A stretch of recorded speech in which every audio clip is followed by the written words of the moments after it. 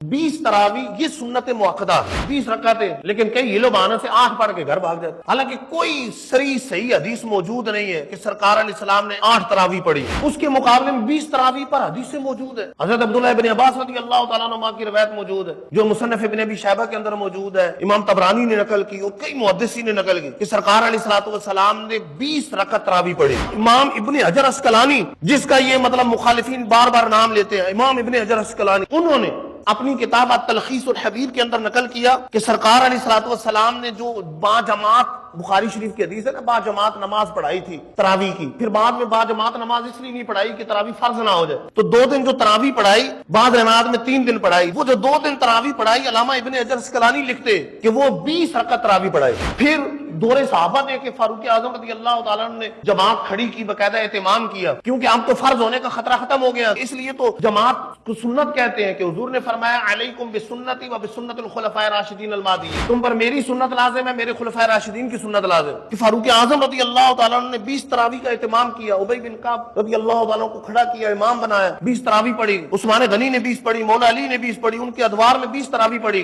کوئی اس طرح کی روایت صحیح نہیں دکھا سکتے کہ فاروق اعظم نے 8 تراویح پڑھی، اور صحیح حدیثوں میں موجود ہے کہ 20 تراویح پڑھی ہے فاروق اعظم، صحابہ کا اجماع ہو گیا، عثمان غنی نے 20 پڑھی، مولا علی نے 20 پڑھی، اور چاروں امام اعظم ابو حنیفہ، امام شافعی، امام احمد بن حنبل، امام مالک، کسی کے نزدیک 8 تراویح نہیں۔ ایک قول پر امام مالک کے نزدیک 20 تراویح، اور ایک قول ان کا 36 ان کی رکعتیں، یہاں نفس کی پیروی کرتے 36 کی طرف نہیں جائیں گے، 8 کی طرف، چلو 8 پڑھ کے گھر جاؤ۔ کوئی ایک حدیث تو ایک جو روایت صحیح بخاری شریف کی پیش کی جاتی ہے اس میں تراویح کا لفظ بھی نہیں ہے، بلکہ خود امام بخاری اسے کتاب و تہجد میں لے کر آئے کہ حضرت عائشہ رضی اللہ تعالیٰ عنہ فرماتی ہیں سرکار علیہ السلام رمضان ہو یا غیر رمضان ہو آپ 11 رکھتے پڑھتے، مطلب 3 وتر پڑھتے تھے اور 8 یہ رکھتے پڑھتے۔ تو اب سوچنے کی بات ہے، یہاں تو بات ہو رہی ہے رمضان غیر رمضان، یعنی ایسی نماز ہے جو رمضان اور غیر رمضان میں پڑھی جاتی، تراویح رمضان کے علاوہ تو نہیں پڑھی جاتی۔ تو یہ وہ نماز ہے جو تہجد کی، امام بخاری کو یہی سمجھ آیا، امام بخاری کتاب و تہجد میں لے کر آئے کہ تہجد کی 8 رکعتیں حضور پڑھا کرتے تھے اور 3 وتر ادا فرماتے تھے، اور سرکار علیہ السلام کی عادت مبارکہ تھی کہ آپ وتر جو ہے وہ